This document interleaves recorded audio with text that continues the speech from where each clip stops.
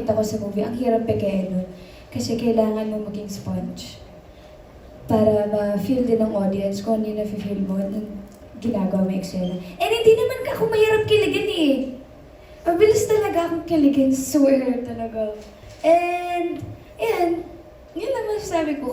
Kung nakikita nila akong kinikilig sa movie, kinikilig din talaga ako in real life. Ay, cute. Diba? What you see is what you get kay Fiang actually. Ever since naman TVB, very authentic si Fiang. Pero, okay, ito. May follow-up question ako for Fiang. Kailangan kong malaman, of course, syempre as a public figure, kailangan minsan may pang-facade, you know, kahit na you're hurting, kailangan putting a smile on. How can you stay authentic but at the same time protecting your boundaries pa rin?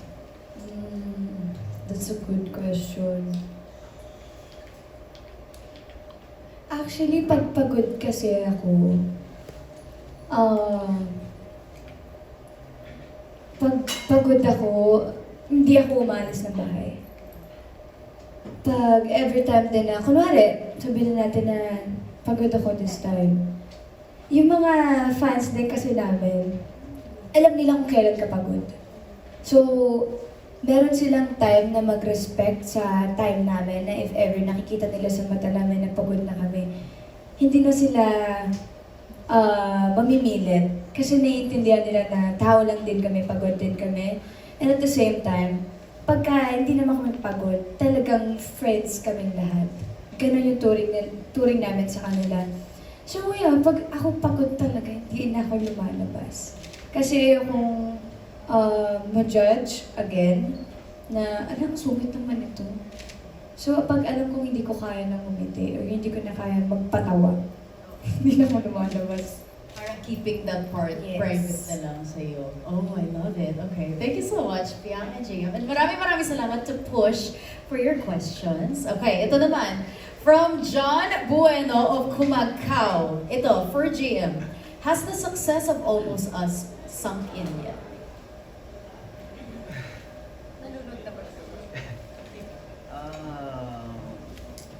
Honestly, yung pressure nandito pa rin.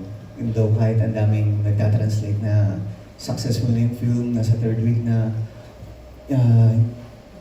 kami dalawa, hindi pa rin namin siya film na parang nape-pressure pa rin kami. Sana marami pang hindi fan ang makapanood, sana marami pang hindi fan yung maka-appreciate ng pelikula. Hindi lang para sa amin, kundi syempre doon na rin sa mga tao sa likod ng camera. So, kahit sa ilang beses na mabasa o may magsabi man sa amin na, congrats sa blockbuster, gano'n. Grabe yung gross, gano'n. Hindi namin siya ma-feel, parang hindi siya kaya pumasok sa isip namin hanggat hindi kami satisfied na, okay, ang daming casual viewers, ang daming casual na audience yung naka-appreciate ng pelikula. Parang yun yung goal namin, ganito. Totoo. And every time nga na nababasa namin na blockbuster, ganito, ganyan, parang hindi siya nagsisink in sa amin. Kasi, and at the same time, yung natulad na sinabi na gusto namin na may mga casual viewers pa na makapanood, na ma-appreciate yung movie namin. Parang inulit ko lang. Oo. Yes. Yes. Pero oo, totoo naman yun na parang mahirap talaga maging quote-unquote complacent sa product kasi syempre. Yes, kampante, di ba? Kasi kailangan parang gusto nila everyday may improvements, which kitang-kita naman kay JM Fiang. Yes. Okay. Ito naman for Fiang from John Bueno as well.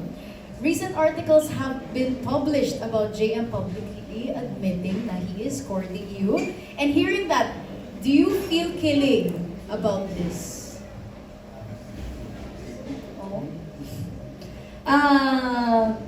May article? Sino gumawa nun? Hindi. Totoo, may article? Sorry guys, hindi na ako nakakapag-phone talaga, swear. Search ko yan mamaya, tapos update ko kayo pag kinilig ako. Kasi hindi ko pa talaga swear, hindi ko pa alam. May article pala, kasi hindi na talaga kami masyado nakakapag-phone. And every time na meron kaming pahinga, hindi na talaga kami nahawak ng phone. Lagi kami naka-airplane mode, every time na meron kaming sariling habit na pahinga. So, may article pala about Curtis. Thanks. Thanks. Ito, Biang, alam naman natin kapag may manliligaw, nakakakilig talaga. Yes! Ano yung siguro most recent na kilig moment mo? Like, with Okay. JM? Lumabas naman to, so pwede ko siyang i-share. Kung ano yung ginawa mo for my salubong birthday. Yeah. Kainis? Hype man. Eh, nung time na yun,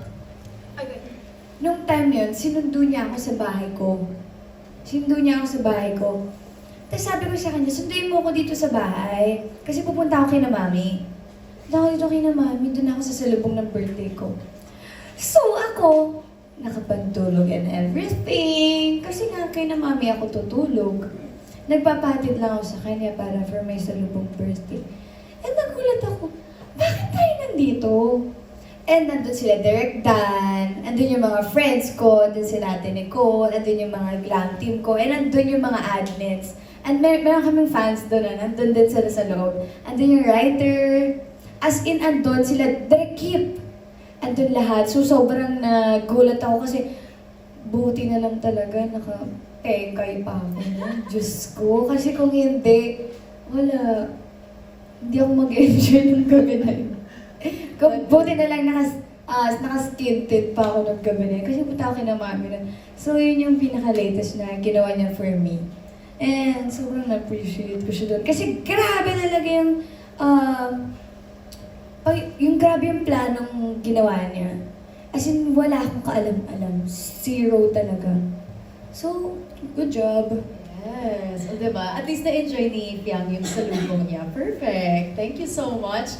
John Bueno of Kumagkao. Okay, ito naman we have from Metro Style. This is for both JM and Fiang. Okay.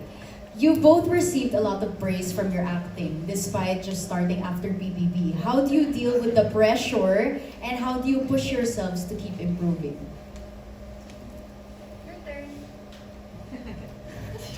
Sabi ni Piang, your turn.